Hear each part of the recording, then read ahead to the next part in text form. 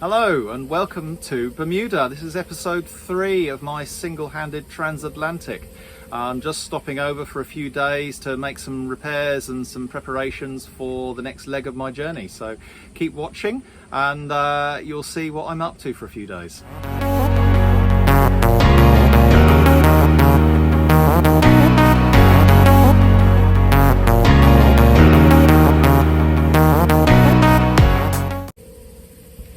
So Liberta's fared pretty well on the 6 days up here from St Martin, but inevitably when you are sailing 24 hours a day there's wear and tear. I've had a few minor breakages which you will have seen in my previous video, and there's a few little improvements that I want to do and some maintenance I want to do before pushing off to the Azores. It's a 2-week passage, so doing it alone I want to be fairly confident that everything on the boat is as good as I can make it. One of the restrictions is being able to buy bits and pieces here. If I can get hold of them, they're very, very expensive, so for some of the jobs that I'm doing I've been hunting through my spare bits and bobs on board, and so far I've only had to buy 2 lengths of rope at some expense, but needs must. The first job that I've had to tackle is to look at my arrangement for a preventer. So a preventer is a line that I use on my boom when the boom is out and I'm sailing downwind, and it stops the boom from slatting backwards and forwards, particularly in light airs or if there's some swell. It just makes the boat safer.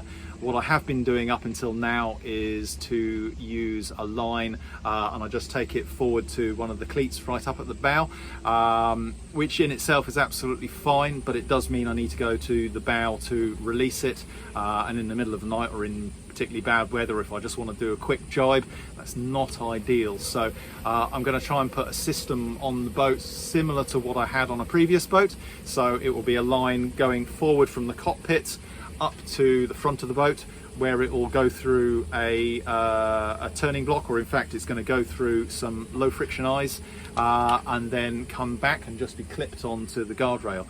And on the boom I already have a short length of rope with an eye spliced in the end of it. So what I've had to make up this morning is, fortunately I had some low friction eyes left over from another project, so I've just spliced some braid on braid onto the low friction eyes, and then I plan to, once I'm away from the dock and the cleats are free, I'm going to attach these to the forward cleats on both sides. And I've bought one line and I had another line which is spare. I'm going to attach some snap shackles to the end of that, and then that will allow me to apply my preventer perhaps a bit more safely, a bit more quickly, and certainly more easily, without having to go to the pointy end at 3 o'clock in the morning. So that's the first job done. I also want to change the engine oil because it's getting up towards needing doing it in terms of the hours on the engine since I last did it. Changed the impeller before leaving here because it was kind of ruined. Yeah, all I need to do, I just want to check the coolant, things like that. There's a chance if I end up in a massive wind hole I may have to motor for some time, so I'll just be a bit happier if the engine has been serviced and I know I'm not sitting there with old oil in the engine. I've got the oil, I've got pumps, so you know, filters are here, so that's easy. A few other bits and pieces. The spinnaker guy on one side is very chafed where the spinnaker guy goes through the end of the pole. It kind of works on the end of the pole a little bit as the spinnaker moves backwards and forwards. So I need to either repair the rope with a cover to go over the damaged bit, or I might just cut it back and resplice it or do something like that, just to make sure that I'm working on fresh rope. Loads of little jobs like that. I also need to do some shopping, and then I'll be underway.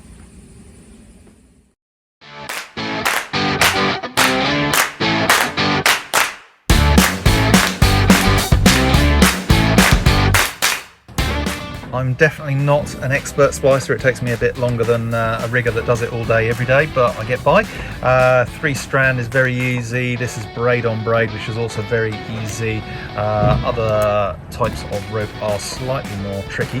I'm using a set of Selma fids here. I've had them sometime. They're available in most chandleries. They're not terribly expensive. and it's quite good fun if you want to have a play of an evening. There are some very good videos on YouTube that are worth a watch, or there are some instructions that come with the Selma FID. So I think the videos on YouTube are probably slightly better and easier to follow, because you can pause and rewind and watch it actually happening rather than just reading a description.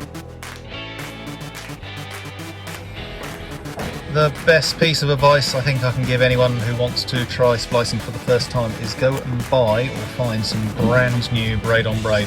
Don't use old rope that's been in your cockpit locker or baked in the sun for goodness knows how many years, because it will be really horrible and difficult to splice. Buy some new stuff. It's not very expensive. Just buy a metre or two, just have a little play and have fun.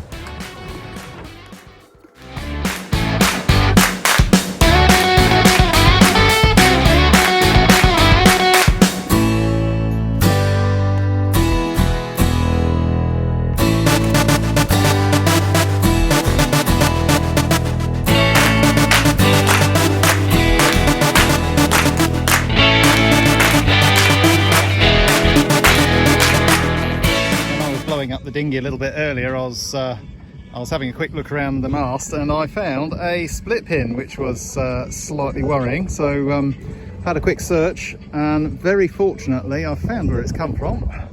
It's come out the bottom of the fitting right here for the spinnaker pole. There is a little hole there, you can see, missing one said split pin, so that's going to be quite an easy fix, fortunately.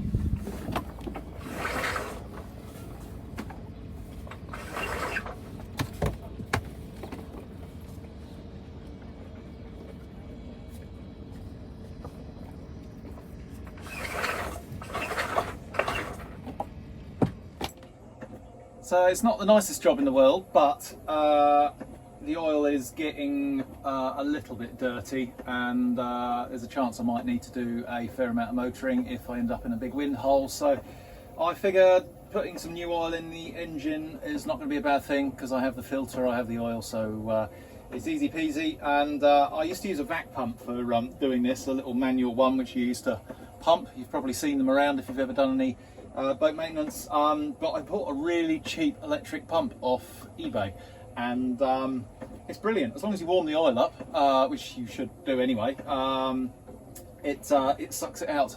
It is just a little bit noisy though, so so I'm going to cheat and use my little electric pump, and in a minute, here it comes, load of dirty old oil.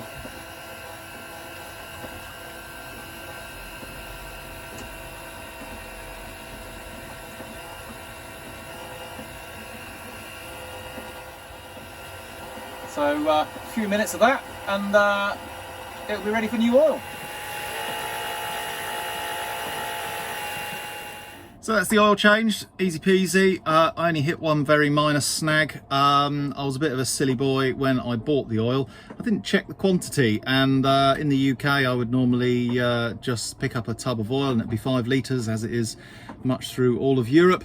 But in St Martin I bought some Valvoline oil, which I think is an American brand, and of course it wasn't 5 litres, it was 3.8 or something. It's a 1 US gallon.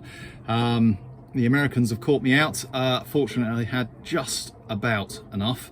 I had a little bit left over in another can, so I'm okay, but I've learnt a little lesson there about checking what I've actually bought. It's the morning of Tuesday the 17th. I've been looking closely at the weather. In fact, I've just been ashore now to download the latest weather using the Wi-Fi there. And the forecast is suggesting that, as I've thought for the last few days, it's looking reasonably good to push off today. So this is going to be the last little bit of film in Bermuda. It's been fantastic staying here for a few days. I was really torn. I would love to have stayed a little bit longer, but I think if I don't leave today or tomorrow at the latest, I'm going to be sat here for a number of days waiting for some decent wind to come through on the next low pressure system to push me across the Atlantic. So it's going to be a goodbye for Bermuda. I've done quite a lot since I've been here in terms of looking around the island. I've been for a few nice walks and done a bit of sightseeing, been down to Hamilton, seen some GP racing down Dockyard at the other end of the island.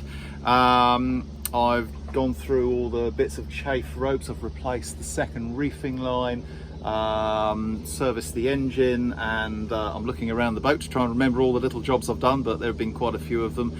The boat seems to be in pretty good order and ready to take on 2,000 miles, hopefully without too many incidents along the way. So thank you for watching. Sorry this has been quite a short one, but it's only been a short stop. In my next video you'll see me leaving Bermuda and pushing off for a 2,000 mile passage. It's given me a slight knot in the stomach, that, but a long passage across the Atlantic single-handed.